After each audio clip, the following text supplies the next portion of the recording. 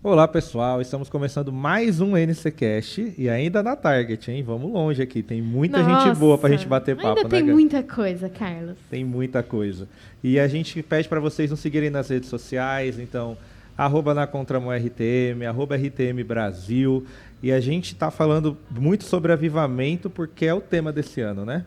E eu queria que a Gabi também nos dissesse o que tem achado até aqui do evento.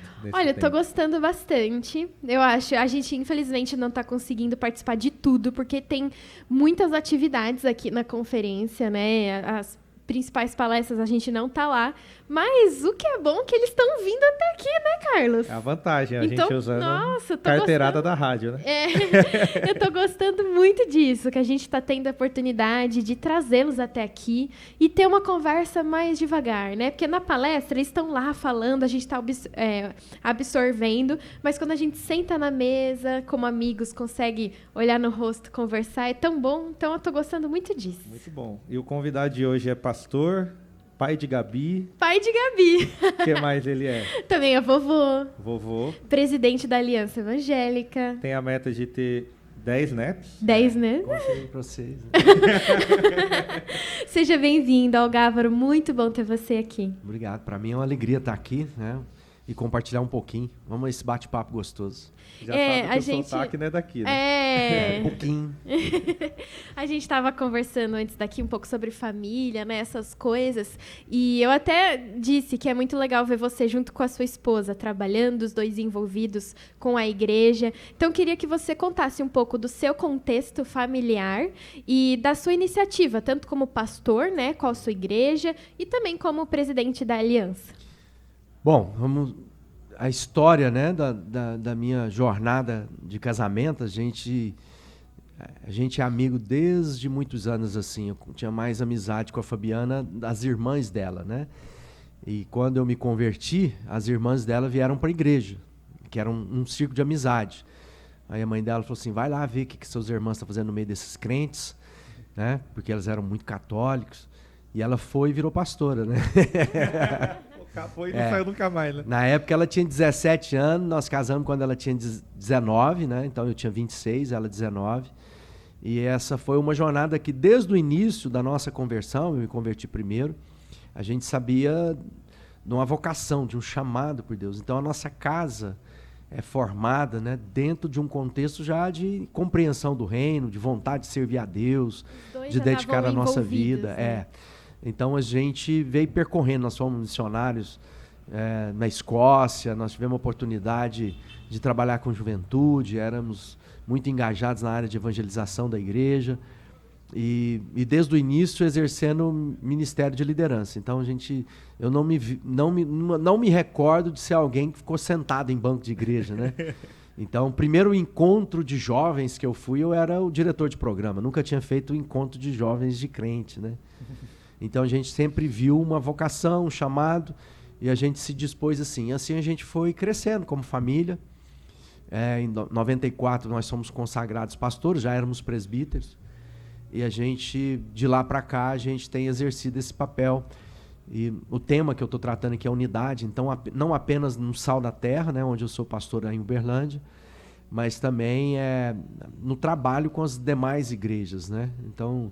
Nós estamos aqui conversando, estou falando sobre a Rádio Transmundial, né? Um dos meus discipuladores naquela época, né? Lá, o líder do nosso pequeno grupo de meu e da Fabiana era o Rubim Pirola, né? Que está lá em Portugal, missionário. Ele está aqui no Brasil. Ele está aqui agora, está em São Paulo. Um abraço ao meu amigo Rubem Pirola. E esse é maluco, hein? Nossa, mas você é doido. Nosso cartunista. É ele mesmo. Então a gente tem uma amizade e ele foi uma das pessoas responsáveis da nossa formação, de discipulado mesmo. Que legal. E assim, falar de unidade de reino. Acho que desde que eu me converti, tive a oportunidade de crescer na igreja, sempre tem a pregação de unidade na diversidade, temos que andar juntos e tudo mais. Somos corpo. Somos corpo. Nessa música que você está odiando o irmão do lado, mas está falando que é sem qualquer falsidade. O pastor realmente vê que há uma saída para isso, há uma melhora, porque muitas vezes eu olho para amigos meus não crentes e o questionamento deles é, vocês são tão divididos entre vocês? E realmente, como reino, a gente tem se unido, tirando quando tem uma catástrofe agora recente, a gente até vê as igrejas se unindo. Mas você enxerga uma melhora no dia a dia? Tá vendo que o ponto é o nosso sucesso, né? Então, por exemplo, morei na Escócia, eu estava contando lá na mensagem, que quando a gente tem necessidades no campo missionário ou na tragédia, né, todo mundo se junta, todo mundo chama um de outro irmão, ninguém vai ficar discutindo se ele é arminiano, se ele é calvinista, se ele é pentecostal. Ele entende o irmão e fala assim, nós temos uma tarefa maior do que ficar discutindo aqui a nossa perspectiva do reino ou nossa forma de fazer ministério.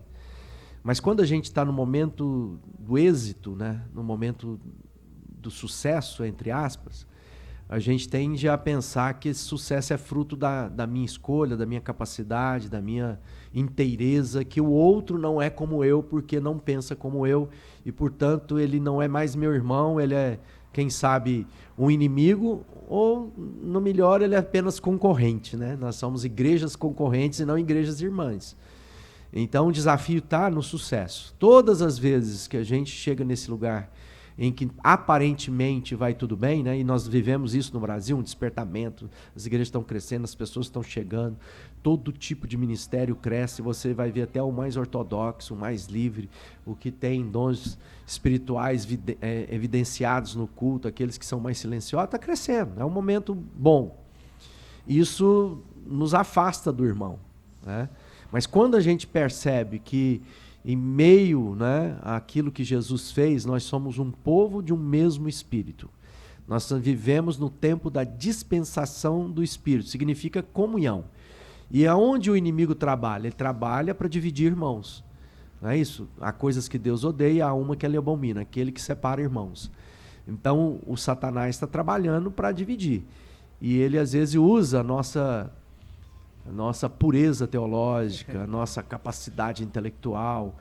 E Deus diz, olha, não se trata disso, se trata de que vocês foram chamados para ser o mesmo Espírito. Às vezes tem um irmão que pensa diferente. Eu falo o seguinte, eu venho de família grande, né? Família descendente de italiano, português, então, casa da minha avó sempre muitos netos, né? Havia muitos tios e, portanto, muitos primos. Aí tem primo bacana, tem primo chato, tem primo, né, alegre, tem primo aborrecido. Família é isso. Família não é um lugar apenas dos iguais. Aliás, a Bíblia diz que os inimigos seriam da nossa própria casa. Uma vez eu vi um pregador dizendo, olha, Deus nos dá uma família para nos preparar para os inimigos de fora, né? É onde somos afiados, somos conhecidos como de fato nós somos. Então eu creio que nós precisamos ser um pouquinho mais humildes e entender que nenhum de nós, por mais capaz, mais cheio de dons, será capaz de cumprir a comissão que fomos comissionados por Cristo, de fazer discípulos de todas as nações sozinho. Nenhum tipo de ministério. Nós precisamos daqueles que fazem diferente do que nós fazemos, para alcançar pessoas diferentes daquelas que alcançamos. É tão óbvio, mas a nossa arrogância nos cega, a nossa presunção nos cega. Então eu creio que nós temos o desafio do irmão, como você cantou, né? Lá no culto, esse desafio do meu irmão diferente de mim, que às vezes é chato, ou eu sou chato. Às vezes eu estou pensando que o chato é o outro, né? E eu sou o chato da relação. E temos a questão das comunidades de fé, onde agora a minha família. E a gente tem a tendência de fazer os nossos líderes de reis. Aí eu quero dizer que o meu rei é melhor do que o seu rei. Há muitas coisas. Mas se a gente for humilde, se a gente entender a missão e o tamanho da tarefa, pensa bem, fazer discípulos de todos os povos. Quem dá conta de fazer isso sozinho? Ninguém. É muita presunção, não é? Então, nós estamos lá, está falando da riqueza, né, das palestras. Aí o irmão fala sobre a ousadia, a intrepidez da missão urbana, né, para alcançar os jovens dos nossos dias. Aí tem aquele que fala, não, a gente tem que alcançar os árabes debaixo de uma tamareira, chegando de camelo no deserto da África, do norte da África, ou seja, é muito distinto, eu não vou dar conta de fazer isso. Então a gente precisa de irmãos que têm essa vocação, que têm esse chamado. Eu acho uma coisa engraçada, eu estava até conversando com meu pai esses dias, a gente estava andando numa rua, e aí a rua já começa, tem uma igreja na frente, evangélica, e literalmente na frente dela uma outra igreja. Aí a gente comentou, nossa, uma na frente da outra. Aí meu pai até falou, poderiam ser uma só, né? Já que são da mesma denominação, tudo mais. Aí a gente ficou, nossa, é verdade. A gente andou, tipo assim, umas 3 casas, tinha mais uma. E mais umas casas pra frente, mais uma. E no final da rua, outra. E aí a gente ficou, como assim? São mais de 4 igrejas da mesma denominação na mesma rua. Não seria ideal que fôssemos um só, que cuidássemos do bairro juntos, da população dessa região juntos, já que acreditamos no mesmo Deus, professamos a mesma fé? Como que a gente começa a ter mais essa unidade na diversidade, pastor? Então, que a pergunta foi, né? Como é que as pessoas de fora nos veem, né? Que são exatamente o alvo para os quais existimos. Então, nós existimos como igreja para compartilhar o amor de Deus para os nossos irmãos que ainda não sabem que são irmãos e estão vivendo uma vida menor daquela que não tem. Redimido, né? Nessa complexidade da cidade, há muitas coisas. O que você está dizendo de uma mesma denominação realmente não faz muito sentido, né? Eu ter igrejas irmãs, sendo que tem uma mesma confissão de fé, colocadas geograficamente num lugar... realmente aí não faz sentido. O que a gente vê, na grande maioria, são diferentes denominações que estão localizadas no mesmo bairro, e aí a gente tem que levar algumas coisas em consideração. Primeiro a nossa raiz, então da onde nós saímos. E que nessas denominações, nessa multiforma de Deus, a gente poderia, não podia ser uma só. Será que sendo uma só nós alcançaríamos pessoas diferentes do que somos? Eu acho difícil. Então nós vamos precisar que esses amigos que você tem, talvez eles vão se identificar com um estilo de comunidade mais parecida com aquela que você é do que aquela que eu sou. Então, para falar o coração dele, para comunicar para falar os gregos, eu tenho que falar a linguagem dos gregos. Para falar aos persas, eu vou ter que falar daquelas coisas. E dentro da cidade, não é todo mundo igual. Nós temos, penso a cidade aqui do Porto de São Paulo, quantas tribos, quantas diferentes nações, né, de pessoas que muda o bairro, muda a forma, muda a maneira, muda o extrato social, intelectual, e a gente vai ter que ter linguagem para todas essas pessoas. Eu creio que se a gente pensar na unidade, então a gente poderia ser um pouco melhor articulado para não ter uma concentração de igrejas da mesma forma, do mesmo estilo, no mesmo lugar. Mas, ao mesmo tempo, nós precisaríamos que nesse bairro tivéssemos diferentes estilos de igreja para alcançar diferentes pessoas. Agora, há o mundo ideal e o mundo real. Né? Aí o pecado que nos assolou, né? A nossa presunção, como eu disse mais cedo, a nossa arrogância, nos fazem dividir. E não é bom, né? Então, a gente pode realmente entender que o princípio dessa grande divisão está na arrogância, porque o pastor estava falando, o senhor já está há 30 anos no ministério, em uma igreja que tem crescido, que tem o seu público-alvo, no geral. Claro que todos querem pessoas, mas tem um público que se assemelha mais à sua igreja. E você abriu algumas outras igrejas com esse foco. E você tem que ter a humildade de falar, poxa, X denominação alcança um público que não dá para eu alcançar, porque eu nem comunico para eles.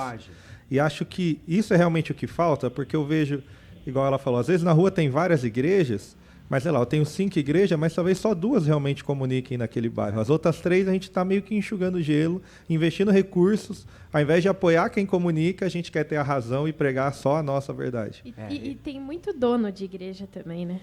Então, todas as vezes que a gente olha para isso, quando a gente olha na nossa perspectiva humana, a gente não encontra muito sentido.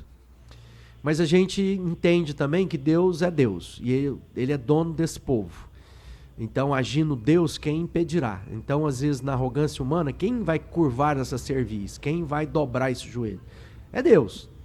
Então, no final, a gente descansa, porque a gente fala assim, essa noiva é complicada, essa tal de igreja, e só o noivo dela para dar conta dela, que é Jesus.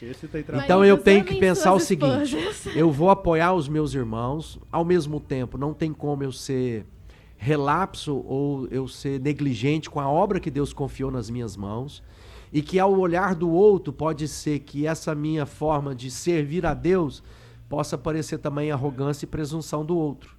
Porque no final, quem é que tem razão? Que alguém, a gente pode encontrar uma comunidade que é pequena e a gente fala assim, aí ó, não está gerando nada. E às vezes ela é remanescente fiel, né? Porque às vezes a gente é impressionado pelos números, a gente é impressionado pelo tamanho, né? Por aquilo que é visível aos olhos humanos. E Deus não se impressiona com o tamanho, com a beleza, com tudo isso. Então eu prefiro guardar meu coração, até porque eu trabalho na aliança e como pastor, né, há 30 anos como consagrado pastor, mas eu estou na mesma igreja há 36 anos. Então é onde que eu me converti e me tornei pastor. Então há 36 anos eu sou pastor da mesma igreja, né? Glória a Deus. Estou na mesma igreja. Então, como a gente olha lá na aliança, né, que reúne as grandes denominações, os grandes movimentos, organizações como Transmundial, como a Visão Mundial, como Renas, e esse povo tudo, muitas vezes fala assim, parece que todo mundo está fazendo a mesma coisa, né? Por que a gente precisa de tantas organizações para cuidar das crianças? Uma só não bastaria? Pois é, a gente não sabe, porque às vezes a gente vai olhando a raiz, isso surgiu lá em tal lugar, alguém se identificou, falou, eu tenho que trazer, né? E a gente vai trabalhando tudo isso. Meu amigo Daniel chegando ali. Oh, Daniel Palombo, nosso amigo filho também. do Paulo Borges. Olha lá. Filho do Paulo Borges, quase filho do Paulo Borges. Olha, muito bom ouvir você falar sobre isso, pastor, porque a gente estava conversando antes da nossa gravação começar sobre o Rio Grande do Sul, né? E é muito legal ver gente muito diferente, de denominações diferentes, se unindo para uma coisa, que é amar o outro. Você acha que talvez, você que trabalha com a aliança, o Carlos estava falando de arrogância, da onde que a gente, como que a gente pode hoje, vamos supor, minha igreja não é envolvida com nada, não é parceira de nenhuma outra igreja, não sei o quê. Como que eu posso começar a fazer com que a minha igreja tenha esse princípio de unidade, conheça missões diferentes, se envolva? Qual que seria o primeiro passo? Tem um livro que chama Crescimento Natural da Igreja, do Christian Schwartz. Ele fala sobre igrejas saudáveis que crescem, porque a gente pode ter coisas não saudáveis que crescem e podemos ter coisas, mas normalmente coisas que são saudáveis crescem e se reproduzem, né? São aquelas que têm os seus líderes que têm contato com outros líderes fora do seu contexto local, porque eles são desafiados. Então, quando a gente vem aqui para a Target, e a gente tem na plataforma diversas expressões de ser igreja. Então, a gente tinha ontem vários líderes ministrando, né? Então, a gente tem lá o Armando Bispo, né? Temos o Marcos Amado, nós tivemos o Zé Bruno. Se você for olhar para as comunidades deles e for visitar, você vai ver diferentes expressões. Eles se reúnem de forma diferente, eles têm foco, né, em ministérios distintos, mas você olha para eles e fala assim, são gente do bem, quer servir a Deus. Então, a primeira coisa, eu penso que a grande maioria dos pastores e líderes do Brasil são gente do bem. São gente que ama Jesus, que não vai ganhar fama, que não vai ficar rico, que não vai ter livro, que não vai ter o nome, enfim, a maioria, a grande maioria. E a gente tem coisas ruins aos nossos olhos, está aí, que a gente às vezes fala, bom, isso aqui está diferente do evangelho do Jesus. Mas Deus é dono de tudo isso. Então eu penso o seguinte, aonde eu começo? Eu quero sair da minha caixinha, eu quero sair da minha realidade local que me consome, né? Porque todo mundo que está fazendo bem feito a igreja, a agenda está apertada, há muito trabalho para fazer, e a pessoa pensa assim, eu ainda vou arrumar mais serviço, né? Eu vou lá para a Target, o que isso me acrescenta? Acrescenta que eu sou desafiado nas minhas convicções, eu faço amizade, eu aprendo com gente diferente. Então, primeira coisa, encontra grupo de pessoas, gente do bem, que quer ver o evangelho. E não Não falta, tem bons conselhos de pastores, associações.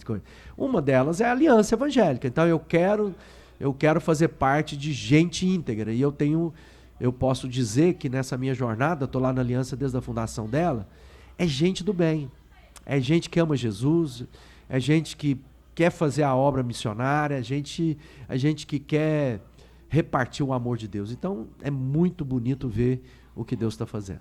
E nesse tempo todo trabalhando com essa questão de unidade, você tem sentido que a gente está avançando? A gente está tendo cada vez mais igrejas, denominações que estão se unindo realmente? Ou o cenário já não é tão positivo?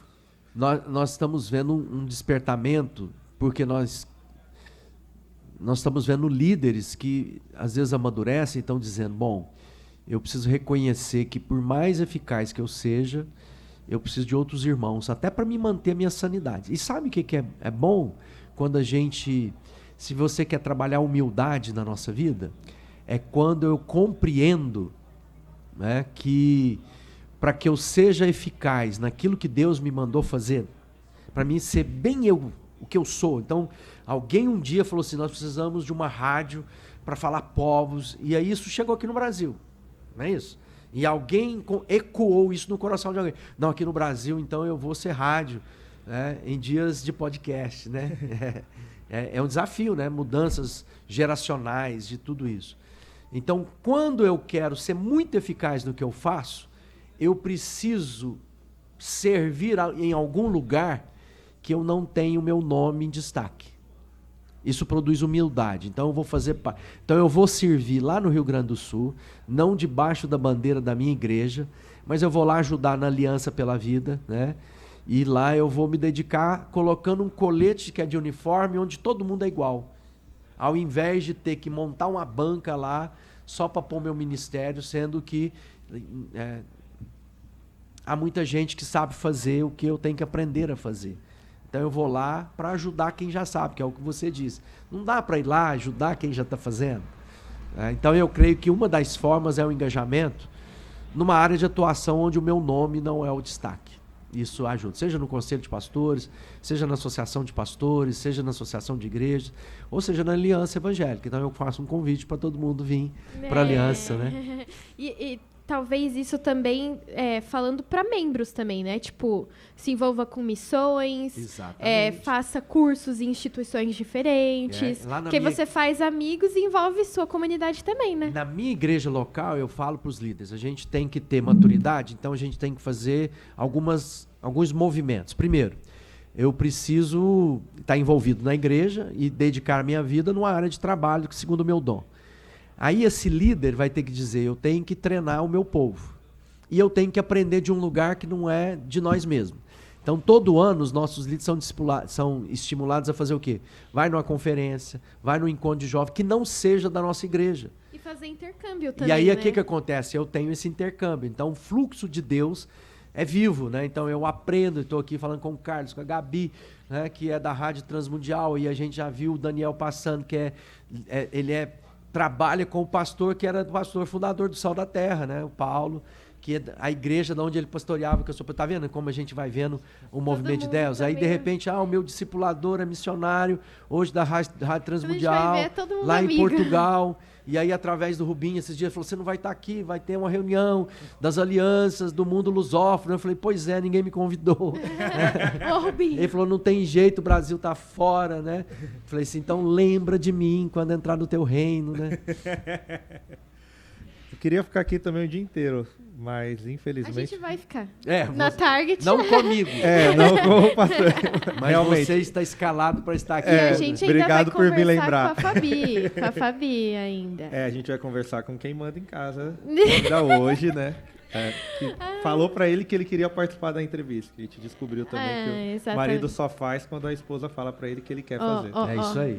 É mais ou menos assim que funciona. Muito obrigada, pastor, por conversar com a gente, por parar seu tempinho aqui na Target pra vir sentar na nossa mesa. Fico muito contente pelo convite. É uma alegria, né, que Deus possa dar outras oportunidades, a gente conversar de outras coisas e falar um pouco disso, né? Deus abençoe. Obrigado pelo trabalho da Rádio Transmundial aí.